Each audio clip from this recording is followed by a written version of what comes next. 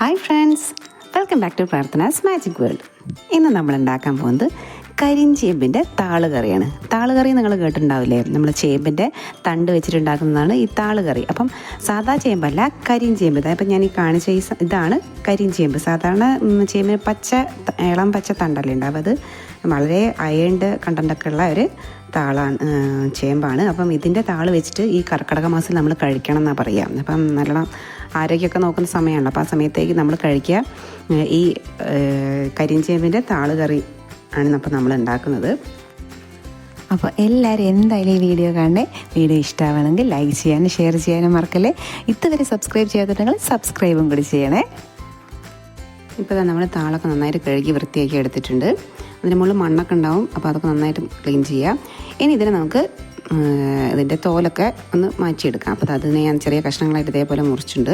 എന്നിട്ട് അതിൻ്റെ മുകളിൽ ഇതിങ്ങനെ ഇത് പീൽ ചെയ്തെടുക്കാൻ പറ്റും. ഇതിൻ്റെ ഈ തൊലി നമുക്ക് നന്നായിട്ട് മാറ്റിയെടുക്കാം.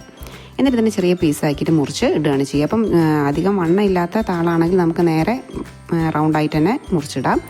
ഭയങ്കര കറയാണിതിന്, എന്താ വെച്ചാൽ അയൺ ഉള്ളതുകൊണ്ട് കൂടെ ചെറുതായിട്ട് ചൊറിയുകയും ചെയ്യും. അപ്പോൾ നിങ്ങൾ ജസ്റ്റ് ഒന്ന് കഴുകി ഇതാക്കിയതിന് ശേഷം നന്നായിട്ട് ഇതിനെ ക്ലീൻ ചെയ്യുക. എന്നിട്ട് ചെറിയ കഷ്ണങ്ങളായിട്ട് മുറിച്ചിടുക. അതായത് കണ്ടോ, അതിൻ്റെ ചെറിയ ഈ ഇല വരുന്ന ആ ഒരു കൂമ്പാണ്. അപ്പോൾ അതൊക്കെ നമുക്ക് എന്ത് ചെയ്യുക, ഇതിലേക്ക് മുറിച്ചിടാം. അതിൻ്റെ ഉള്ളിൽ തന്നെ ഉണ്ടാവും, ആ താളിൻ്റെ ഉള്ളിൽ തന്നെ ചെറിയ ചെറിയ ഈ ഇലകൾ പുറത്തേക്ക് വരുന്നതിൻ്റെ ആ ഒരു ഇതുണ്ടാവും. അപ്പോൾ അതൊക്കെ നമുക്ക് ഇതിലേക്ക് ചേർത്ത് കൊടുക്കാം. അപ്പോൾ ഇതിൽ ഞാൻ പറഞ്ഞു അയൺ കണ്ടൻറ്റ് കൂടുതലാണ്, അതുകൊണ്ട് ഇതിന് നല്ല കറ ഉണ്ടാവും. കയ്യിലൊക്കെ ഒരു ബ്ലാക്ക് കളർ ഇങ്ങനെ വരാൻ തുടങ്ങും. കുറച്ച് എണ്ണ ഒന്ന് തടവിയിട്ട് നിങ്ങൾ മുറിച്ചാൽ മതി, അല്ലെങ്കിൽ കൈയൊക്കെ ഒരു ബ്ലാക്ക് കളറായി പോവും. ഇനി നമുക്കിത് എങ്ങനെ ഉണ്ടാക്കാൻ നോക്കാം. ഇപ്പോൾ തന്നെ നമ്മൾ ഈ മുറിച്ച് വെച്ചിരിക്കുന്ന താളിനെ കുക്കറിലേക്കാണ് ഇട്ട് കൊടുക്കുന്നത്. കുക്കറിലിടുന്നത് എന്തിനാന്ന് വെച്ചാൽ ഇതിന് ചൊറിയുമെന്ന് ഞാൻ പറഞ്ഞല്ലോ. അപ്പം ആ ഒരു പ്രശ്നം വരണ്ടാന്നുള്ളതുകൊണ്ടാണ് നല്ലോണം വെന്തോട്ടെ എന്ന് വിചാരിച്ചിട്ടാണ് കുക്കറിലേക്ക് ഇട്ട് കൊടുക്കുന്നത്. നിങ്ങൾക്ക് വെറുതെ ഒരു കടായിൽ വെച്ചിട്ട് വേവിച്ചാലും മതി. അപ്പം ഞാനൊരു സമാധാനത്തിന് എന്ത് ചെയ്യുന്നു, ഒന്ന് കുക്കറിലിട്ടിട്ടാണ് ഇത് വേവിക്കുന്നത്. അപ്പോൾ കുക്കറിലേക്ക് ഇട്ട് കൊടുത്തിട്ടുണ്ട്. ഇനിതാ നമുക്കിതിലേക്ക് മുളക് പൊടി ഇട്ട് കൊടുക്കാം. ഒരു 3/4 ടേബിൾ സ്പൂൺ ഞാൻ ഇട്ട് കൊടുത്തിട്ടുണ്ട്.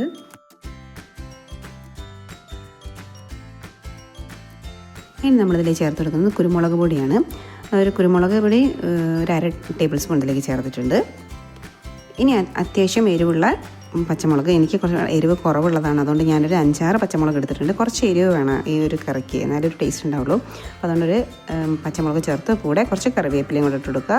ആവശ്യത്തിന് ഉപ്പ് ഇത് ചേർത്ത് കൂടെ ഇതിലേക്ക് വേവാനാവശ്യമായ വെള്ളവും കൂടി ഒഴിച്ചു കൊടുക്കുക.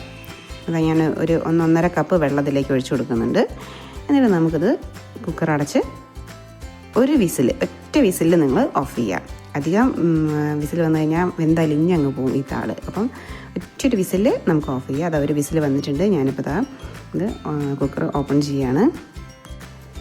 ഇപ്പോൾ നമ്മുടെ താളൊക്കെ നന്നായിട്ട് വെന്ത് വന്നിട്ടുണ്ട്.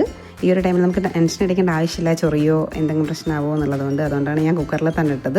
അപ്പോൾ വെന്ത് വന്നിട്ടുണ്ട്. ഇനി നമുക്കിതിലേക്ക് എന്ത് ചെയ്യാം, ഈ ഒരു സമയത്ത് നമ്മൾ ഉപ്പൊക്കെ നോക്കുക, എരിവുണ്ടോ നോക്കുക. എരിവ് കുറവാണെങ്കിൽ കുറച്ചുകൂടെ കുരുമുളക് ഇട്ട് കൊടുക്കുക. ഇതിലേക്ക് നമ്മൾ തേങ്ങയൊന്നും ചേർക്കുന്നില്ല. തേങ്ങയൊന്നും ഇല്ലാതെ ഉണ്ടാക്കുന്നൊരു സ്പെഷ്യൽ താളുകറിയാണിത്. നമ്മളിത് അതിലേക്ക് വറവിടാൻ പോവുകയാണ്. അപ്പോൾ ഇതിൽ തേങ്ങയൊന്നും അരയ്ക്കുന്നില്ല. നമ്മൾ കറി ഏകദേശം റെഡി ആയിട്ടുണ്ട്. തേങ്ങ അരയ്ക്കാത്ത താളുകറിയാണ് നമ്മൾ ഉണ്ടാക്കുന്നത്. ഇനിയിപ്പോൾ അതിലേക്ക് ഞാനൊരു ചീഞ്ചട്ടി വെച്ചു. അതിലേക്ക് കുറച്ച് വെളിച്ചെണ്ണ ഒഴിച്ചു. ആവശ്യത്തിന് കടുക് ഇട്ട് കൊടുക്കുക. അപ്പോൾ കടുക് അത്യാവശ്യം പൊട്ടുന്നുണ്ട്. ഈ ഒരു സമയത്ത് നമ്മൾ പൊട്ടിക്കഴിഞ്ഞതിന് ശേഷം ചെറിയ ഉള്ളി ചെറുതായിട്ട് മുറിച്ചിട്ട് ഇതിലേക്ക് അതും കൂടെ ചേർത്ത് കൊടുക്കുക. എന്നിട്ട് നന്നായിട്ടതൊന്ന് ഫ്രൈ ആയി വരണം. ഉള്ളി ഒരു ബ്രൗൺ കളറായി മാറില്ലേ, കരിഞ്ഞു പോണ്ട ഒരു ബ്രൗൺ കളറാവുന്ന സമയത്ത് നമുക്കതിലേക്ക് വറ്റൽ മുളകും കൂടെ ചേർത്ത് കൊടുക്കുക. അപ്പം നല്ല ബ്രൗൺ ആയിട്ടുണ്ട്. ഈ ഒരു ടൈമിലേക്ക് നമ്മൾ വറ്റൽ മുളകും കൂടെ ചേർത്തു. ഇനി ആവശ്യത്തിന് കറിവേപ്പിലയും കൂടി ചേർത്ത് കൊടുക്കാം. കറിവേപ്പിലയും കൂടെ ഇട്ട് കൊടുത്തിട്ടുണ്ട്. ഇനി നമുക്കിതിനെ കറിയിലേക്ക് ഒഴിച്ചു കൊടുക്കാം. അത് നമ്മളിത് കറിയിലേക്ക് ചേർത്ത് കൊടുത്തു. ഒരു അടിപൊളി താളുകറിയാണ്. ഇനി നിങ്ങൾക്ക് വേണമെങ്കിൽ ഇതിലേക്ക് കുറച്ച് പുളി കൂടെ പിഴിഞ്ഞൊഴിക്കുക കേട്ടോ. ഈ വറവിടുന്നതിന് തൊട്ട് മുന്നേ കുറച്ച് പുളി കൂടെ അതിലേക്ക് ചേർത്ത് കൊടുത്താൽ കുറച്ചുകൂടെ ടേസ്റ്റാണ്. അപ്പോൾ ഓരോരുത്തരുടെ ഇഷ്ടം പോലെ ചെയ്യുക. പുളി ഇഷ്ടമുള്ളവർക്ക് പുളി ചേർത്ത് കൊടുക്കുക. ഇനി അല്ല ഇങ്ങനെയാണെങ്കിൽ ഈ കറി വളരെ ടേസ്റ്റിയാണ്.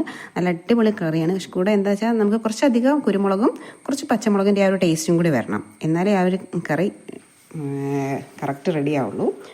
ഇപ്പോൾ നമ്മുടെ താളുകറി ഇവിടെ റെഡി ആയിട്ടുണ്ട്. അപ്പോൾ എല്ലാവരും എന്തായാലും ഒന്ന് ഉണ്ടാക്കി നോക്കുക. ഈ ഒരു കർക്കിടക മാസത്തിൽ താളൊക്കെ കഴിക്കണം എന്നാണല്ലോ പറയാം. നമുക്ക് അയൺ കണ്ടൻറ്റ് കൂടുതലുള്ള സാധനമാണ്. അപ്പം കരിഞ്ചേമ്പിൻ്റെ താള് കിട്ടിയിട്ടില്ലെങ്കിൽ സാധാ ചേമ്പിൻ്റെ താള് എടുത്താലും മതി. നിങ്ങൾ അതും ഇതേപോലെ ഒന്ന് ഉണ്ടാക്കി നോക്കുക. തേങ്ങ അരയ്ക്കാതെ ഈ ഒരു സ്റ്റൈലിൽ നിങ്ങൾ ഉണ്ടാക്കി നോക്കുക. വളരെ ടേസ്റ്റിയാണ്. അപ്പോൾ ഈ വീഡിയോ ഇഷ്ടമായിട്ടുണ്ടെങ്കിൽ എല്ലാവരും ലൈക്ക് ചെയ്യാനും ഷെയർ ചെയ്യാനും മറക്കല്ലേ. കൂടെ ഇതുവരെ സബ്സ്ക്രൈബ് ചെയ്യാത്തവരുണ്ടെങ്കിൽ സബ്സ്ക്രൈബും കൂടി ചെയ്യണേ. നിങ്ങൾ ഉണ്ടാക്കി നോക്കിയിട്ട് കമൻറ്റും കൂടി അറിയിക്കുക. അപ്പം അടുത്തൊരു വീഡിയോ നമുക്ക് വീണ്ടും കാണാം. ബൈ.